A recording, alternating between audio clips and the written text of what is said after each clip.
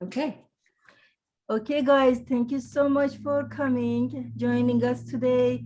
I'm so glad to introduce Barbara Tabachnick for our guest today. She's a great member for years, I believe, with LELA. And she's a great board member also. She's so wonderful.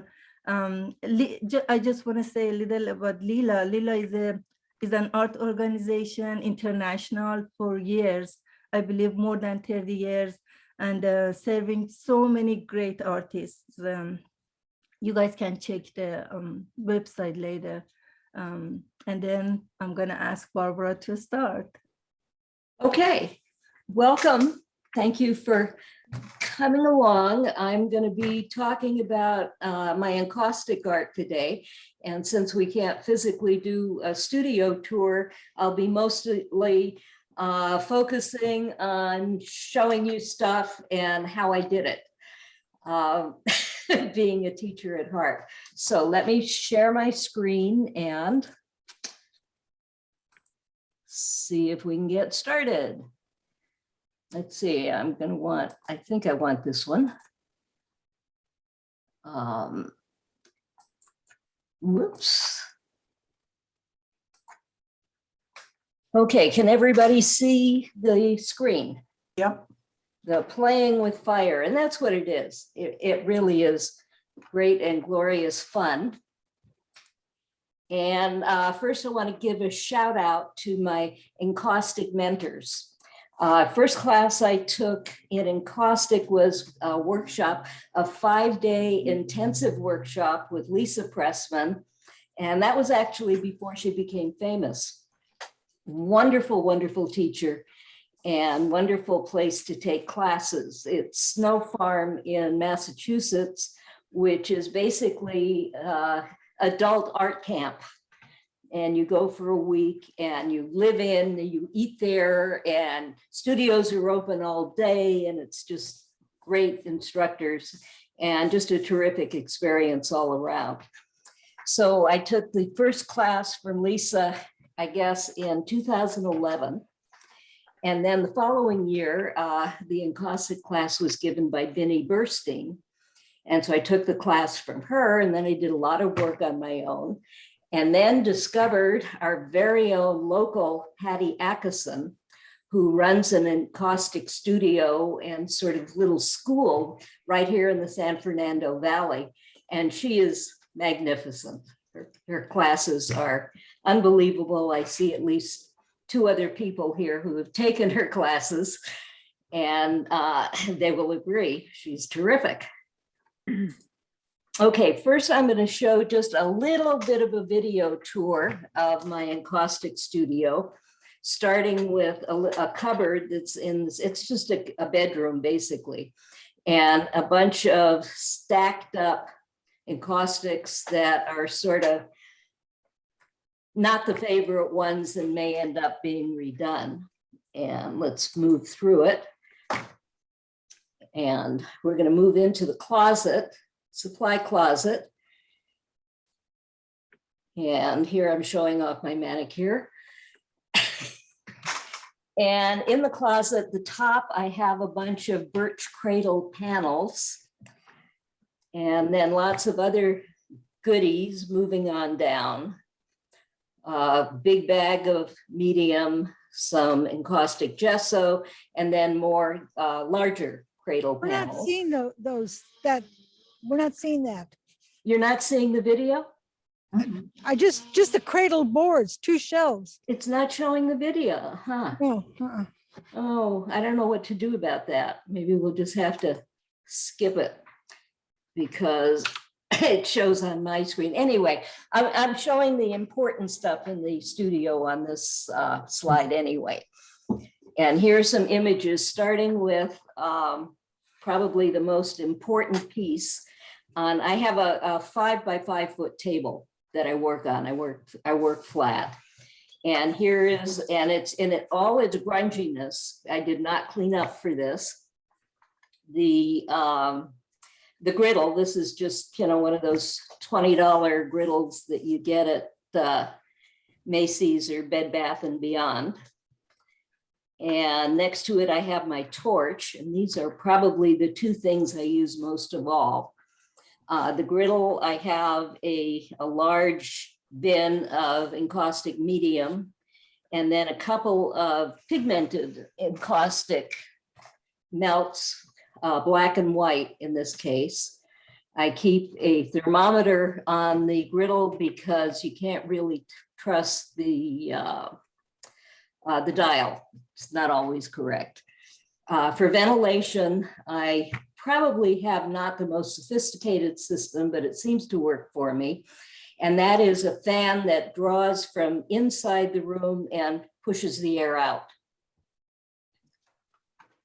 Then behind the griddle are just a bunch of pots of melted encaustic. They're cold now, of course, so they're hard, but when I need them, I just pop them onto the griddle, warm them up, and then I can use them. And then I have the wonderful Roland hotbox. And this is a device with an aluminum, anodized aluminum top. It's 16 by, I forget, I think maybe 22. And it's heated by 4 light bulbs underneath. And there's a rheostat so you can adjust the temperature. Back here, you see very importantly, which I've never used, a fire extinguisher. And there's some irons back here and other tools and brushes. And here's the kind of supply cabinet, the supplies that I use most of all.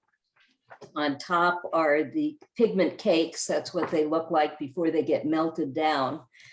A bunch of scraping tools, barons, parchment paper, hand pastels, powder pigments, inks, and other sorts of supplies that aren't already on the table or in the closet.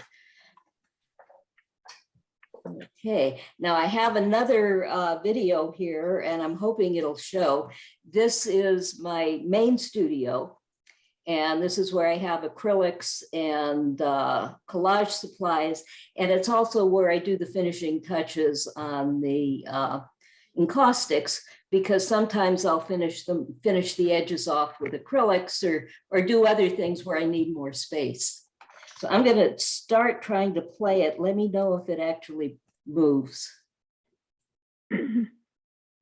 Barbara, you have to be, you can't be in, you have to be in present mode to show the video. Oh, okay. It's not that critical. I'll just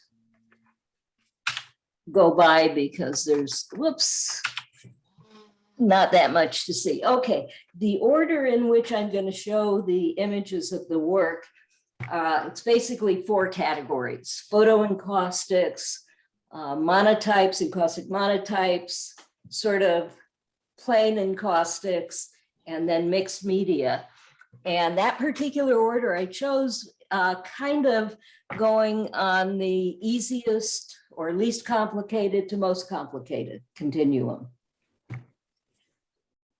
Although I seem to be able to make complications out of anything. Okay, starting with this first one, this was a photograph of a wall in Italy, Herculaneum, which is one of those little towns that was wiped out by Vesuvius a long time ago. But there's been a lot of restoration, and there are these wonderful grungy old relic walls on this. And for photo encaustics, generally what I'll do is just glue the photo onto a birch cradle board and then do encaustic over it, and then anything else on it that I want to play with. In this case, I used India ink to accent some of the edges, and I used some joss rubbings of joss paper, and I guess that's about all I did with this one. Least complicated. Here's a photo of a staircase on a cruise ship, small cruise ship. And the interesting thing is, by looking at the photo, it's hard to know whether you're looking up or down. I did a little manipulation of the photo. I think I did some poster edges on it. And then also around the edges, I rubbed in some silver pan pastels. Love pan pastels, neat stuff. Okay, this one, burned reflection, is another digitally manipulated image and covered with shellac burn. Shellac burn is great fun if you like to play with fire. I like shellac. You either spread or spray on wet shellac, which may or may not be colored. In this case, it was colored white. And you set it on fire. And you watch it burn down. And first you're very nervous and you only do it outside. And then you get a little braver and you do it inside. And I've never had any problem with it. Of course, I've never worked with shellac on a really big piece. I think if I did, I would probably take it outside. Okay, next one. Oh, this is Roman aqueduct. This is actually on the border between Portugal and Spain. And here I printed the image on a sandwich wrap, which I fed through my printer with backing. But actually I had done some accretion on the panel beforehand. And the way you do accretion with and caustics is that when you spread it on with a brush, you let it cool a little before you spread it. And that makes bumps, and bumps are good. And you can do either a little bit of it, as I did on here, or a whole lot of it. And I'll show you some of that later where, you know, you really build it up a whole lot.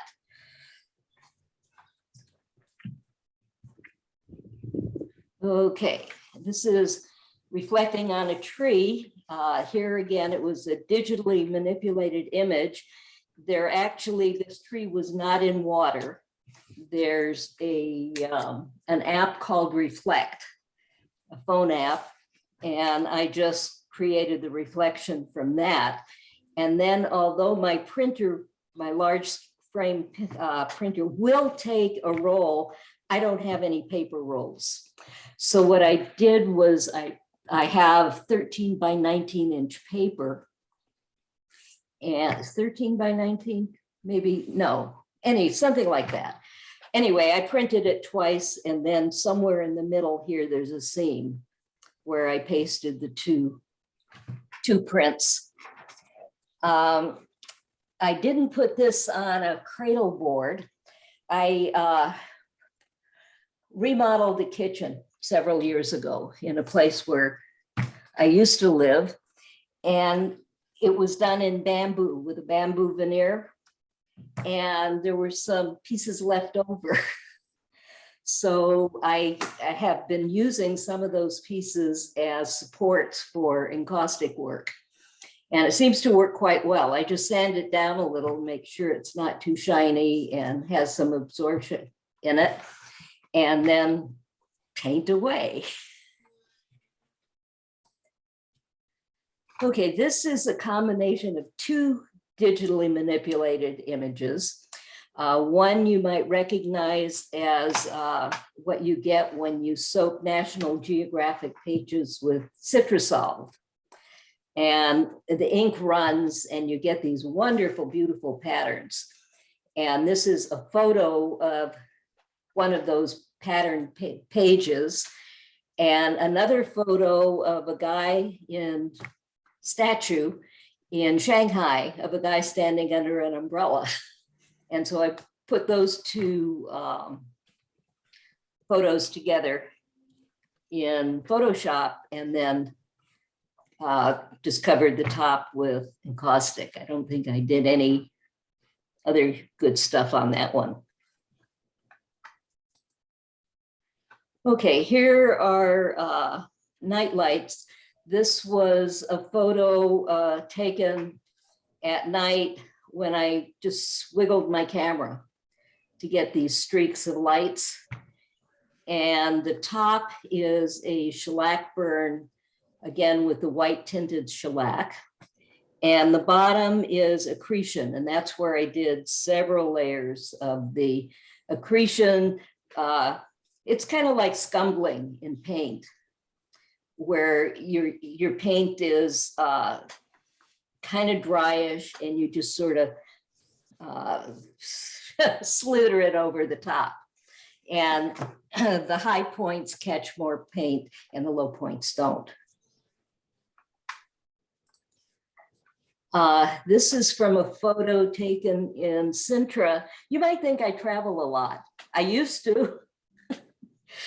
And it was on a foggy day. And so I just got these images of trees with the ones far away being very shadowy.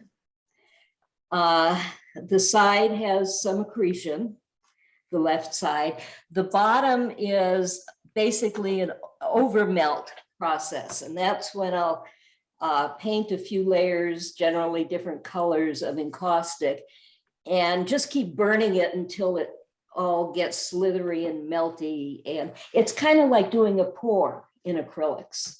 I mean, the stuff just gets very wet and it all mushes together, and I really like it a lot. Around the edges where you see the little black stuff, that's oil pigment stick, RNF pigment sticks, which are the most miserable things in the world to work with, but they do wonderful things. And they will take over your entire house and trash it if you let it. I once stepped in a little bit of it and then had to go through my whole hallway with a paper towel and oil and clean up every heel print all through the house. Okay, now we're going to move on to encaustic monotypes. These are really, really fun and really, really easy to do. These are done on that Roland hot plate, hot box. And you use the encaustic little pieces as if they're just big crayons. And you rub them over the hot plate and they melt. And you can scrape stuff away and you can put colors over colors, and you can do several runs as you can in any kind of monotypes. Anyway, this one I just wanted to play around and just have a riot of different colors and blobs and see which colors broke up and which didn't. Some of the colors, as you can see, do break up, and other colors just go down smooth and don't break up. On these, I haven't shown the depth because they're all on paper, so there basically is no depth. Okay, here's another one.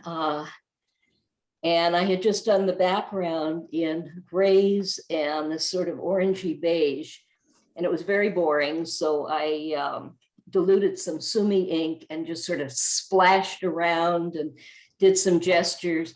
And after I was done, I looked at it and I said, that looks like a tush on a piano bench. So play it again, Sam. This one is one where I printed on rice paper, and this is actually the back side. The nice thing about monoprints, especially if you're printing on a fairly thin paper, is you get to choose which side you like better. And in this case, I like the back side better than the front. Okay, here's some more oil pigment sticks. And this was done on a jelly plate. You can use the pigment sticks as a printing ink on the plate. This is a big plate, a 8 by 10 inch plate. And then just with scraping tools, scraped out a sort of a lily type design. And then the thing that makes it encaustic is I soaked it in encaustic medium by laying out a whole lot of those little medium pellets on the hot plate and then just soaked it both sides in there. That, quote, dries it immediately. Of course, there's no such thing in drying in encaustic. It just cools. And it's immediate. Probably sometimes faster than you want it to be. Once it's on, the only way you can manipulate it is by heating it up again, because it's immediately stopped unless you put it on very thickly, and then you could just run it. The main process in doing encaustics, as most of you know, is that every layer of anything you do, you have to fuse in between to make your layers stick together. Fusing, you do either with a heat gun or, for me, most often with a torch, because if I'm going to play with fire, I want to play with fire. Okay, here's an example of two passes, a monotype with two passes. The first was with the brown, and I think there's some bronze iridescent. Of course, iridescence doesn't show up in photos. And then another run with this transparent orange on top of it. And of course, if you're going to do two layers, you have to do them fast enough that the first layer doesn't totally melt into the second layer. So, but again, it's a very fast, very fun process. Barbara, I'm sorry. The two pass, that's what you mean about two pass? Two pass means you have two techniques at the same time? Oh, no, I do one monotype, okay, the whole thing. And then I wipe off the plate, put on another color, and then put the paper back on again.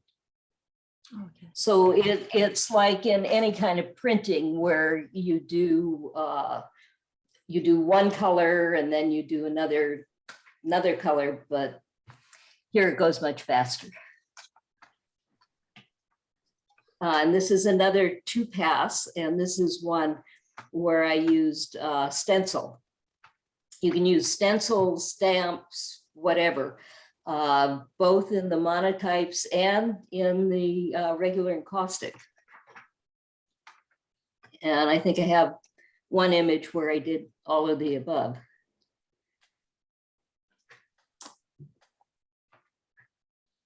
Okay, now I'm going to be talking about what I call straight encaustic. And what that means is it doesn't have any collage in it, but I can use other stuff other than just encaustic. Now, this one is only encaustic. It's partially over melted, and it's just a bunch of different colors and play.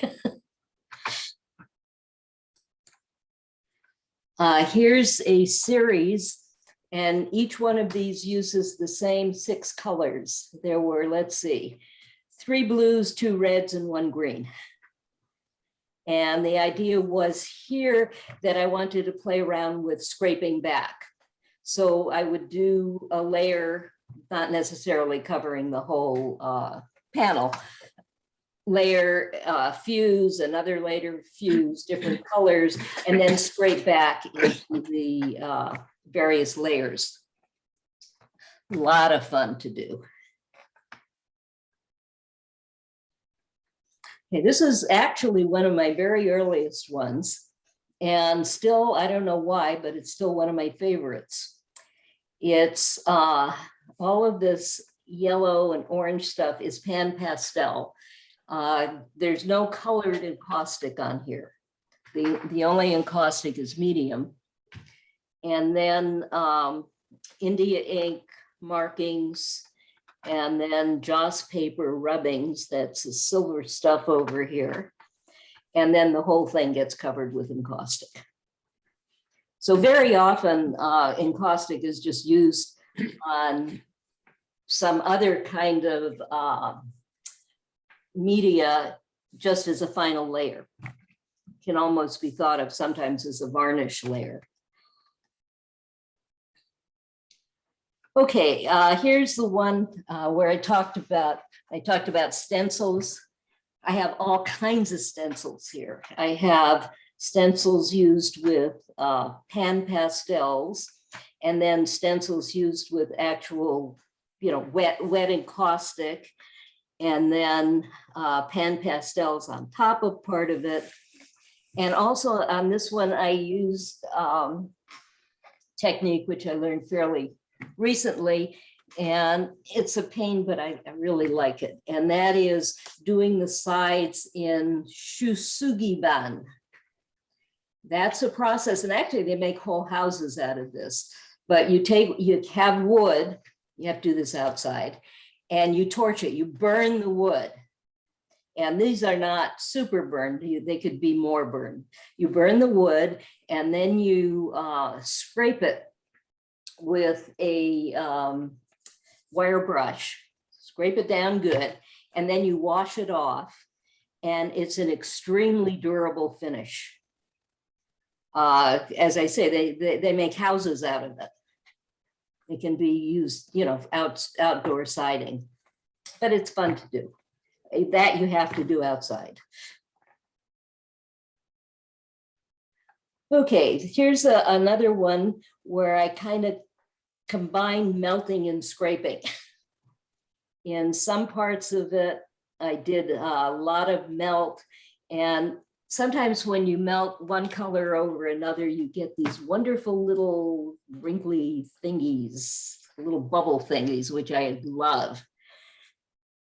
And a lot of scraping down.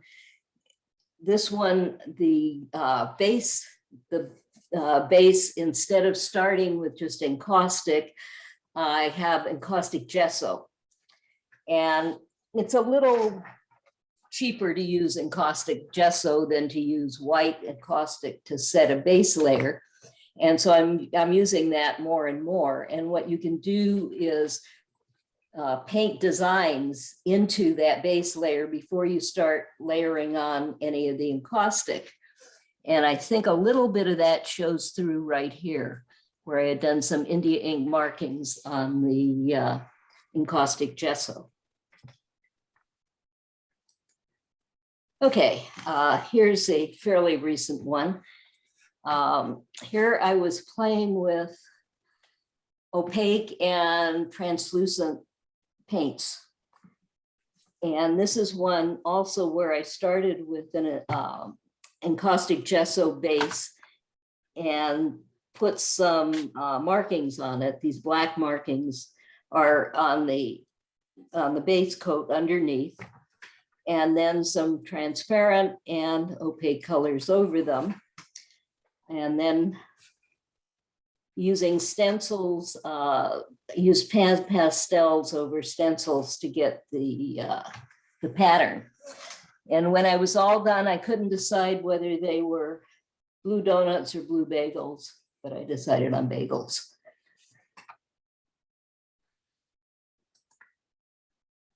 Okay, this also is a fairly recent one.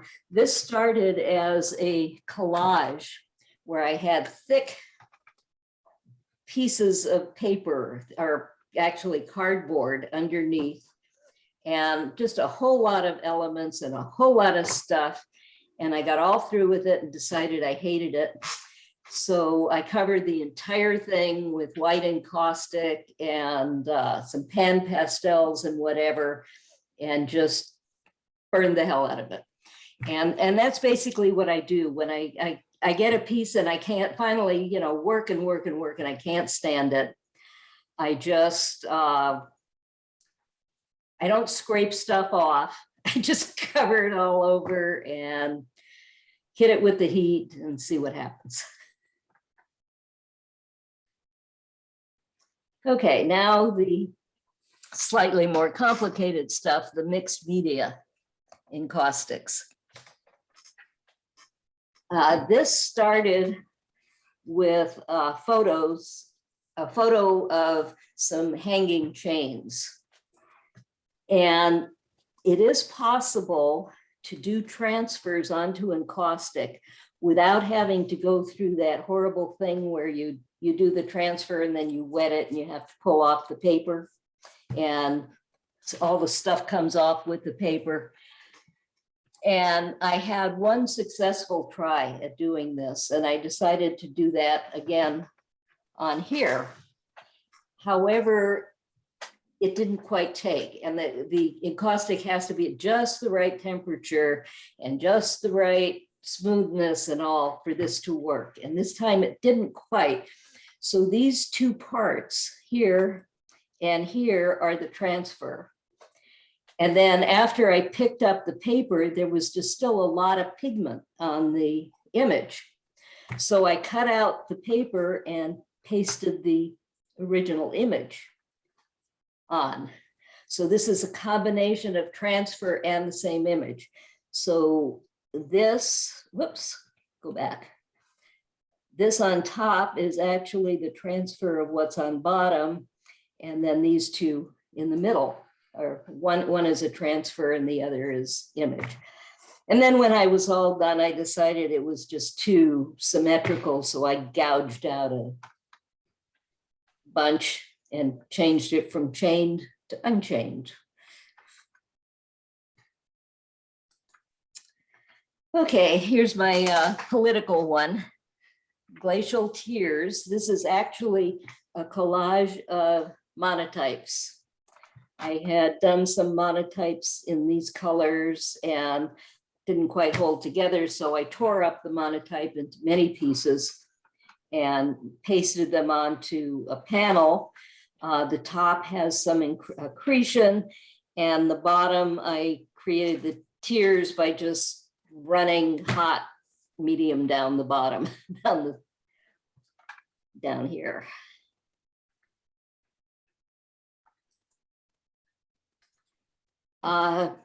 This one is one of the more complicated mixed media that I've done. The background markings are India ink applied with a brush. I actually wasn't sure how I had done it, but I noticed over here, it must have been with a brush. And then I've just got all kinds of foil and papers and the like. And this also is mounted on one of those kitchen cabinet veneer panels, the bamboo. And actually, I still have a couple left, so there'll probably be more of those to come in the future.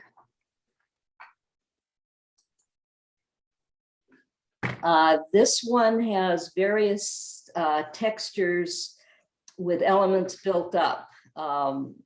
This is quite three-dimensional. These cardboard things are this bottom one, for example, is foam board, so it's about a 1/4 inch thick. So this one actually comes out in the third dimension somewhat. Here's one that has a whole lot of natural as well as man-made elements in it. We've got burned paper. There's some piano music scores, book parts. This is a dried out spider plant piece. And then here I have some bark sitting on, I'm not quite sure what. I think it was some commercial golden brown paper. Okay, this one, okay, I got a puzzle. I belong to the Yiddish Book Center, and they sent a little puzzle, not very big, it's a 5 by 7, a puzzle of a Yiddish typewriter. And so I put together the puzzle and one piece was missing. So I took a picture of it with the one piece missing. Then I took the puzzle apart and put them on a cradle board that first I had a bunch of tea bags. covered the whole cradle board with tea bags, then collaged on the image of the puzzle, all of the puzzle pieces. And then around the sides here, this is pan pastels. They're actually iridescent bronze and copper and the like, but again, in a photo, that doesn't really show. Then about 2 months later, I was grabbing for something underneath my art table and I found the missing piece. Too late. Okay, and this is a very late piece. I just finished it last night. It still isn't completely dry. And this had about 3 iterations. I was going for texture. And so the base is a combination of plaster and gesso. And that gets all the, 3-dimensional texture.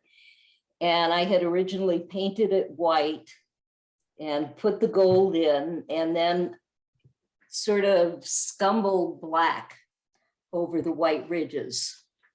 And it was too gray. So then I went over it again, did the whole thing with white, did a whole lot of melting. It was even worse. It was horribly boring. And so the final coat, and this is the one where I track the phthalo blue pigment stick all over my house, was the pigment stick. And I mushed the whole thing with pigment stick. And now I'm just still waiting for it to dry. It's been days, but hopefully it will dry. I don't want to put a coat of encaustic over it to encapsulate the pigment stick, but if I have to, I will. If it never dries, that's what I'll have to do. Barbara, Yeah.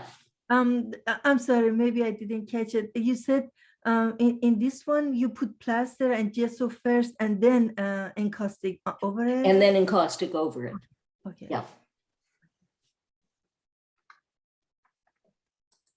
And this is a picture of a wall in my hall, which is just a whole lot of 8x10s put together. And it's on a frame that was built for me. And I can, to at least some extent, pick and choose. That is, I can replace each of these individually. And frequently do if I get tired of one, put in the, and you can see that a number of these I've already talked about, and then there are a whole bunch of other ones. And so that's what I have. And I would be happy to talk and answer any questions. Well, first of all, thank you so much. It was Oh. wonderful. And I've learned some things with encaustics that I have not Well, tried. that's the greatest compliment ever. Always learning, always teaching, always learning. Yeah. Barbara, I never get tired of when I learned from you guys, Cookie and you, and when I did that class was wonderful. I just want to do more and more, but hopefully soon. And I was so enjoying your presentation. It was so beautiful. Thank you. This, yeah, this encaustic stuff is just ridiculous fun. It is. You have to like the smell of wax to start with. But given that, I mean, you can just play forever. I'm with you, Barbara. That I started working with caustic because I could play with fire. That really turned me on. And back then, this was in the 70s. And I was renting a house. I was doing it in the kitchen of this rental house and with a torch. It was a lot of fun with a torch. Yeah. And will was the a house season. survive? Yeah. It was much easier to do in somebody else's house. My problem is I can't go back to acrylic and oil. Anytime I go painting, I feel like, oh, it's so boring. I just want the encaustic. I don't know. You guys ruined me. I don't know. We corrupted you. Yes, you guys did. So Barbara, I missed that ingredient you used with the National Geographic magazine. What solution was that? Oh, it's Citrisolve. Citrus, CITRISOLV. It's Like a solvent. basically a cleaning product. oh, okay. Like a But citrus what- solvent. Okay. What you do is you get an old National Geographic and you take a bunch of the pages and you kind of soak them. You close it up for maybe 10 minutes or so, and then you start opening the pages. And all of these wonderful ink running designs happen. And you can use them in collages or just all by themselves. It really, it's beautiful. And Is it National Geographic because the clay content in the paper is so heavy? it's the combination of the kind of pigment and the kind of paper that they use, and nothing else will work. Apparently for a while, the New York Times Saturday edition magazine had it, but not anymore. Now it's only National Geographic. I'll have to try that. I'm sorry. So Barbara, were you done, Cookie? Yeah. Oh, okay. Barbara, when you make this work, are you referencing climate change? It's very sort of dramatic and soulful, all your work, because it's so accidental and organic, and some of it's dark and everything. Are you thinking at all about, like, you know, what's going on with climate change, or is that a whole another, you know? This is my escape from climate change. Okay. And escape from all of the awful things that are happening. You know, sometimes some of it will creep through, as in that glacial tears one, but that's unusual. Okay. It's never deliberate. Because you're living in a city, and then you're really being in nature in a way that most people aren't, because there's so much observing and manipulating and dealing with all the forms and everything. And a lot of people just go to the mall, right? So This is a lot more fun. that's Yeah, for sure. Barbara, how long have you been doing this? Because I mean, I remember your collages and your photographs, and I'm trying to think the other mediums, but you've been doing this for many years now, right? Yeah, well, It's a long time. 2011 was when I took the first class, Okay. but I didn't set up my encaustic studio till a few years after that, because it requires separate space. It's Oh, yeah, not, you yeah. can't just sort of fit it Yeah. in with your other studio stuff. And so the first encaustic studio I set up was when I was in my condo, and it was in the garage. And then when I got this house, I just set aside one of the little bedrooms. As a matter of fact, it's the smallest bedroom I set, and it's not nearly big enough. I set that up as my encaustic studio. And it's expensive. Well, nothing is cheap now. Oil paints are Terrible. through the roof. But all parts of it are expensive. Yeah. You can make your own stuff. You can make your own medium. You can make your own colored encaustic by using raw pigment and wax. I don't have the patience for that. It's like, you can also stretch your own canvases. It's not worth it to me. It's just too much work. So yeah, but it costs a lot. It's you need a pension to do it. Yeah. Or a patron. Or a patron. What are those? I've heard tell. Yeah, we're living in the wrong age, I think. Barbara? Oh, Yeah. I have a question, sweetie. Oops, the National Geographics, we did this years ago. Mhm. Does this, do they have to be the old ones still? No, new ones work fine. And Really? I stopped getting National Geographic maybe 2 or 3 years ago, but Yeah. even those were working fine. All right. Yeah. I haven't done it in so long. I just, Yeah, and it's a lot of fun, but I have so many stacked up now that no, okay. Thank you, dear. Any other thoughts? Sean, you've been so quiet and I haven't even seen you. You may not be Hello? there. I am here. I have been listening. I'm getting ready for my concert this Oh, afternoon. yeah, that is so- so exciting. Yeah, Yeah. Sean is part of the Angel City Choir, Eagle City Chorale. yes. Chorale, We're and performing at Royce Hall at UCLA Wow, wow. tonight at 7 and tomorrow at 3. And Excellent. very exciting. they're Exciting. really good. Yeah, we're Excellent. pretty good. I have Yeah. to say, there's about 130 of us, and we are performing a concert about our roots and our heritage, and we're very multi-ethnic group, so there's a lot of variety. We're singing in 6 foreign languages and English, and we're dancing, and some of our singers have actually learned a lot of choreography and costumes, and there's going to be film and video behind us. It's major, major undertaking, and it's live streamed. Yeah. Yay! Tonight's concert is live streamed, so if you wanted to see it online, you could do that too. That's my plug. Very good. I have one more question for Barbara. Yeah. So you're sitting there and you've got this wonderful artwork behind you, the wall like this.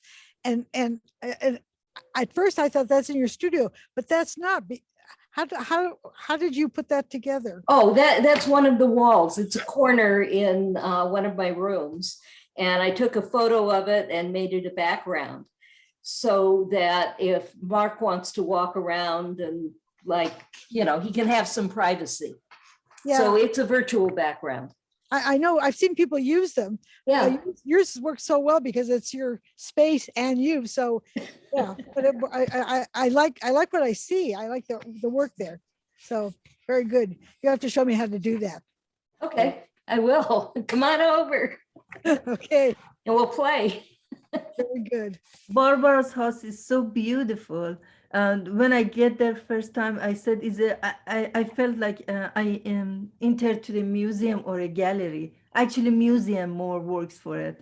And then I volunteered her for our Valley group. And she said right away, yes. And artists went to her house. Everybody enjoyed it so much. You're a great artist. Your house is beautiful. So many pieces. Oh my gosh, I think you have so many stories. I think so. Thank you so. No, really, so beautiful. Guys, I just want to say, whoever is not a member of LELA, I just want to say, please check our website. We have an online show. It's going to be June 26th, I think. Please check, and if you like, submit your works. It's worth it. It's a very great organization. Yeah, even they have at all levels of membership, one of which is free. Very good. Very good. And you can have your works, the member gallery, and everything for sale. Is a great website. You guys check it if you like it. Let us know. Yeah, everybody I've sent to look at it, it just really is very impressed with it. So It is, it is. if you haven't done that, Actually, so many members here. Yeah. Merlin, Vicky, Vivian, me, Barbara. That's it's a great. yeah. Barbara is an old. I mean, how long you're with LELA? Oh, I don't remember. Cookie, I think it was, Yeah, Cookie also. Cookie was the only one who was there before me, I think. Oh wow, Cookie is more. Oh wow. Yeah. So And- you can view them on the website now. I didn't know that. Go to the website, then you can see it. Okay, thank you. Yeah, this recording, by the way, will be posted on the website. I think Craig said he will post it there. Yes. Good. Great. So probably I should stop recording so we don't have to Yeah. worry about what we say.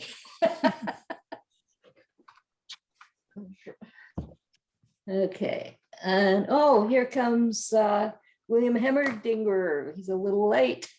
Yeah. Hello. Am I- Hello. Hi, William. Hi. We're finished, but you can see it on the website. What time is it there? 12 o'clock. Well, yeah, 11:57. Oh, William, let us see you. Oh, okay. Hello, everyone. I'm so sorry. It's 3 o'clock in the afternoon here. Oh, I thought it was to be noon your time. it was, no, 11. 11, yeah. Okay, well, it's been recorded, Barbara, It's been recorded. and here I thought And- it was early. I'll email the YouTube to Craig and he can post it on the website. Great. I'm so sorry. That's okay. How did it go? It Second was time? fun. Yeah, I'm sorry I missed yours. I was out of town when you did it. Congratulations to both of you for doing this. Yeah. Thank you.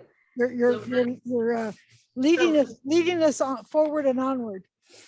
So Barbara, that was wonderful. It's wonderful to see your work. I've been doing a little encaustic with Patty. And it's just very inspirational to see what you have been working with. So Thank you. really appreciate it. Now we can see Sean too. Hi.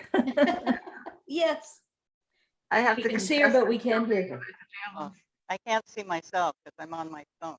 Oh, I'm limited to, oh, there we go. Hi. Hello. anyway, good luck tonight, Sean. I know you'll Thank be you. wonderful. Thank you. Please let us know about your concerts. Pardon? I said, please let us know about your concerts. Oh, I'll, if you like, I can put the link in the chat. You Great. can look on the website. Please do so. Yeah. Yeah, the live stream is free. So, and you can, once you get the RSVP. That's perfect. And if anybody likes to be a guest artist, please let us know. William was our first guest artist, was wonderful. William has pieces in museum. I mean, you guys, Barbara, Marilyn, I'm so honored to work with you guys. That's amazing. Our pleasure. Absolutely. Okay, thank you. Should I stop recording now, I guess? Yeah. Yeah. Yes. Yeah, okay. Bye all.